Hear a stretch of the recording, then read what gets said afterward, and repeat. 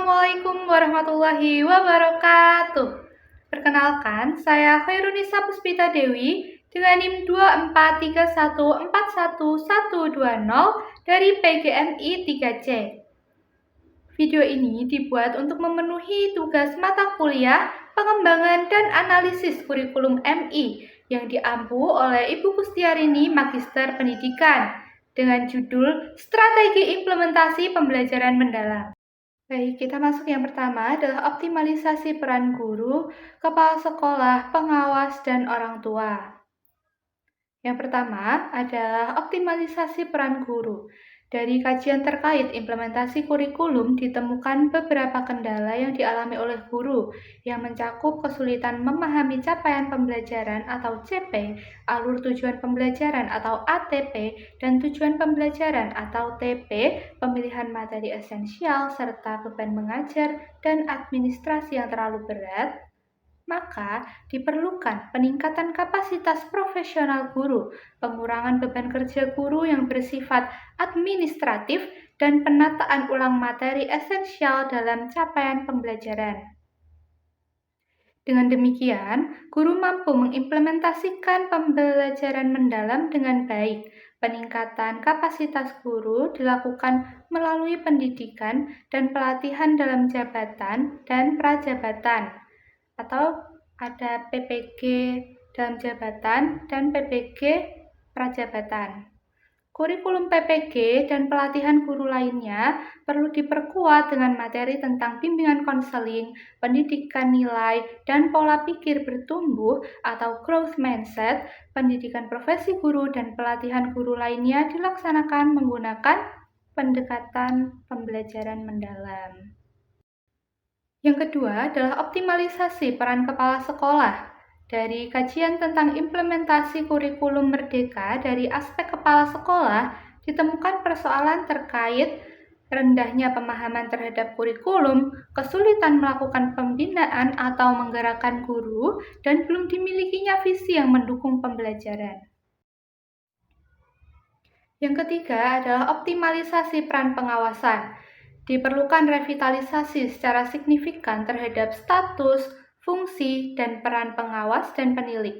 Revitalisasi tersebut dilakukan melalui program pemberdayaan yang mencakup peningkatan rasio pengawas terhadap satuan pendidikan, perbaikan seleksi pengawas, penyediaan deskripsi tugas yang jelas, peningkatan kualitas pendampingan dan pemantauan pelaksanaan tugas pengawas, penyediaan teknologi komunikasi dan transportasi yang memadai.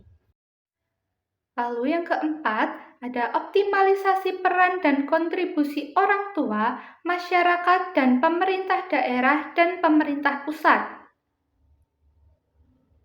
Rendahnya kepedulian orang tua terhadap pendidikan anak, kemitraan sekolah dan orang tua, kemitraan guru dan orang tua, serta kurang optimalnya peran dan kontribusi orang tua melalui komite sekolah terhadap program-program di sekolah, maka perlu dilakukan optimalisasi peran melalui penguatan kemitraan antara sekolah, orang tua, masyarakat, pemerintah daerah, dan pemerintah pusat.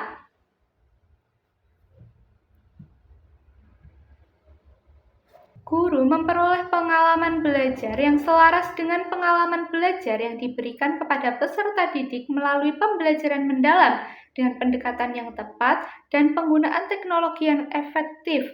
Pelatihan-pelatihan yang diadakan dapat mengembangkan kompetensi guru dalam penerapan pembelajaran mendalam dan menjawab tantangan kapasitas sumber daya yang terbatas dan meningkatkan kualitas pendidikan secara menyeluruh. Selanjutnya, tahapan implementasi. Dapat dilihat dalam tabel tersebut ada 5 tahapan.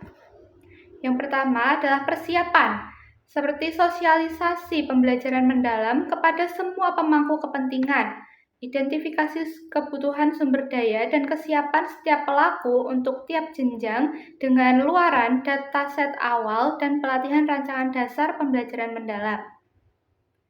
Lalu, di tabel kedua ada pelaksanaan atau uji coba. Uji coba dilakukan pada lingkungan belajar nyata dengan jumlah terbatas, dengan luaran rekomendasi awal. Lalu ada evaluasi. evaluasi hasil dan perbaikan sistem dengan luaran rancangan implementasi yang lebih akurat dan adaptif. Yang selanjutnya ada penerapan pembelajaran mendalam atau penggunaan pembelajaran mendalam secara luas dengan luaran bukti tingkat keberhasilan di sekolah. Lalu yang selanjutnya ada refleksi dan tindak lanjut untuk perbaikan selanjutnya. Baik, yang selanjutnya adalah implementasi pembelajaran mendalam pada jenjang pendidikan.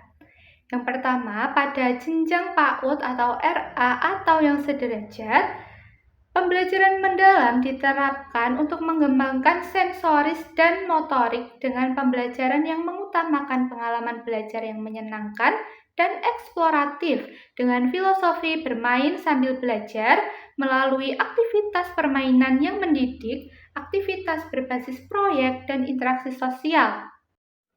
Lalu yang kedua, ada pada jenjang SD atau MI atau yang sederajat, difokuskan pada perkembangan pengetahuan, keterampilan, dan sikap. Untuk mencapai perkembangan optimal ketiga aspek tersebut dikembangkan sesuai dengan kemampuan belajar, bagaimana cara belajar mereka. Hal ini dilakukan agar peserta didik memiliki dasar-dasar kemampuan berpikir kritis dan memecahkan masalah. Selanjutnya, pada jenjang SMP, MTS, atau yang sederajat, implementasi pembelajaran mendalam di SMP atau MTS atau yang sederajat difokuskan pada pengembangan minat akademik, keterampilan sosial, dan bakat serta kemandirian peserta didik. Implementasi pembelajaran mendalam di SMA atau MA atau yang sederajat difokuskan pada pengembangan kemampuan berolah pikir, rasa, raga, dan hati, serta perencanaan karir peserta didik. Di samping itu, implementasi pembelajaran mendalam di SMA atau MA atau yang sederajat perlu mencakup hal-hal sebagai berikut. Seperti pilihan karir, kompetensi pribadi, strategi pembelajaran, dan keseimbangan akademik dan non-akademik.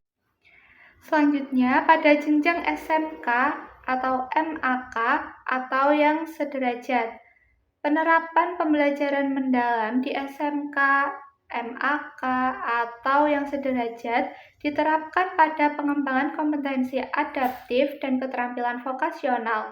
Konsep EFA mengintegrasikan pembelajaran berbasis teori di kelas dengan praktik langsung dalam lingkungan kerja yang menyerupai industri sesungguhnya, yang difokuskan pada penguatan kompetensi keahlian dengan 4 strategi berikut.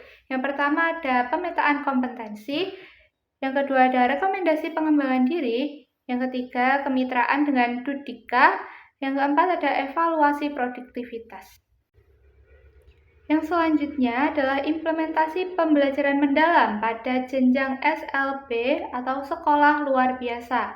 Pada pendidikan untuk anak berkebutuhan khusus atau ABK, pembelajaran mendalam diterapkan dengan pendekatan yang sangat individual, disesuaikan dengan kebutuhan belajar spesifik mereka, lebih menekankan pada pengembangan keterampilan hidup dan keterampilan sosial. Implementasi pembelajaran mendalam di SLB didukung 5 penggunaan aspek penting. Yang pertama adalah identifikasi kebutuhan spesifik, yang kedua ada strategi pembelajaran yang adaptif, yang ketiga ada kemampuan motorik, yang keempat ada pengembangan emosi, dan yang kelima ada penguatan kemandirian. Yang selanjutnya ada pendidikan kesetaraan nonformal. Dalam pendidikan kesetaraan nonformal, pembelajaran mendalam diterapkan secara fleksibel sesuai kebutuhan praktis peserta didik. Pembelajaran berfokus pada pengembangan kecakapan hidup, wirausaha, dan keterampilan sosial yang langsung diterapkan dalam kehidupan sehari-hari. Model pembelajaran berbasis pengalaman praktis atau proyek dapat memberikan peserta didik kesempatan untuk mengaplikasi pengetahuan yang diperoleh dalam konteks sosial mereka. Sekian yang dapat saya sampaikan. Mohon maaf apabila terdapat kekeliruan. Terima kasih. Wassalamualaikum warahmatullahi wabarakatuh.